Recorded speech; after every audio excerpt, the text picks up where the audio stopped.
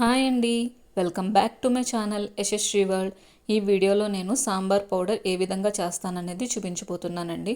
ముందుగా మనకు కావాల్సిన పదార్థాలు: ఎండుమిర్చి, కందిపప్పు, ధనియాలు, కరివేపాకు, చిన్న దాచిన చెక్క, కొంచెం జీలకర్ర, ఒక స్పూన్ సరిపోతుందండి.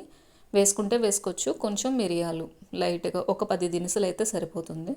శనగపప్పు, ఎండుమిర్చి ఇవన్నీ తీసుకొని రెడీగా పెట్టుకోవాలండి. నేను ఏ క్వాంటిటీతో తీసుకున్నానంటే కందిపప్పు, మినపప్పు, శనగపప్పు కూడా ఈ గ్లాస్తో ఒక్కొక్క గ్లాస్ తీసుకున్నానండి. ఈ గ్లాస్కి డబల్ ధనియాలు తీసుకున్నాను, అంటే 2 గ్లాసులు ధనియాలు తీసుకున్నాను. ఎండుమిర్చి వచ్చి 10 ఎండుమిర్చి తీసుకున్నానండి. మనకి స్పైసీ కావాలంటే వేసుకోవచ్చు, కానీ ఆల్రెడీ సాంబార్లో వేస్తాం కదా, అది సరిపోతుంది. తర్వాత స్టవ్ వెలిగించుకొని ప్యాన్ పెట్టి కందిపప్పు, మినప్పప్పు,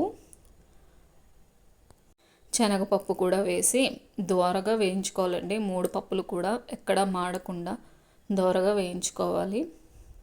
కలుపుతూ ఉండాలండి, లేదంటే ఒక్కొక్కటి మాడిపోతూ ఉంటుంది గింజ, దానివల్ల కొంచెం మాడు వాసన వస్తుంది. అందుకని మాడకుండా కలుపుకుంటూ ఉండాలి. ఈ కలుపుకున్న వాటిని ఒక ప్లేట్లోకి తీసుకొని చల్లారబెట్టుకోవాలి. తర్వాత అదే ప్యాన్లోకి కొన్ని ధనియాలు, మనం తీసుకున్నాం కదా 2 గ్లాసుల ధనియాలు, చిన్న దాచిన చెక్క, 1 స్పూన్ జీలకర్ర వేసుకుంటే వేసుకోవచ్చు. మిరియాలు నేను స్టార్టింగ్ అయితే వేసుకోలేదండి, ఇప్పుడు కొంచెం స్పైసీ ఉంటే బాగుంటుందని అనిపించి నేను ఇప్పుడైతే యాడ్ చేశాను. ఈ 3 కూడా మంచిగా దోరగా వేయించుకోవాలి. అవి చిటపట్లాడతాయండి, మనకు కనిపిస్తుంది. అప్పుడు వెంటనే తీసేసుకోవాలి. అవి కూడా ముందు పప్పులు ఉన్నాయి కదా, వాటిలో వేసేసుకోవాలి. తర్వాత ఎండుమిర్చి కూడా వేసుకోవాలండి. 10 ఎండుమిర్చి తీసుకున్నాను. ఈ ఎండుమిర్చిని కూడా బాగా వేయించుకొని అవి వేడిగా ఉన్నప్పుడే స్టవ్ ఆఫ్ చేసే 1 నిమిషం ముందు కరివేపాకు కూడా వేసుకోవాలండి. ఎక్కువ వేడి అవసరం లేదు, అంటే ఆల్రెడీ ప్యాన్ హీట్ ఎక్కుంది కదా, ఆ వేడైతే సరిపోతుంది. బాగా వేయించుకోవాలి. వేయించుకున్నాక మనకి కరివేపాకు వేగినట్టు కనిపిస్తుంది కదా, క్రిస్పీగా అవుతుందండి.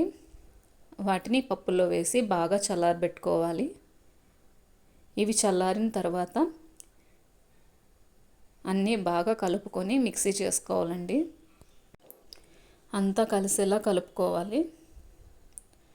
కలుపుకొని మిక్సీ జార్లో వేసుకొని మిక్సీ చేసుకోవాలి. నాకైతే ఇవి 2 ట్రిప్స్ కింద పడిందండి, అంటే 2 బౌల్స్ అయింది. ఒకసారి అన్నీ వేస్తే పౌడర్ సరిగ్గా అవ్వదు కదా, మనకి టైం కూడా వేస్ట్ అవుద్ది. నేనైతే ఇవి 2 బౌల్స్ అయింది నాకు.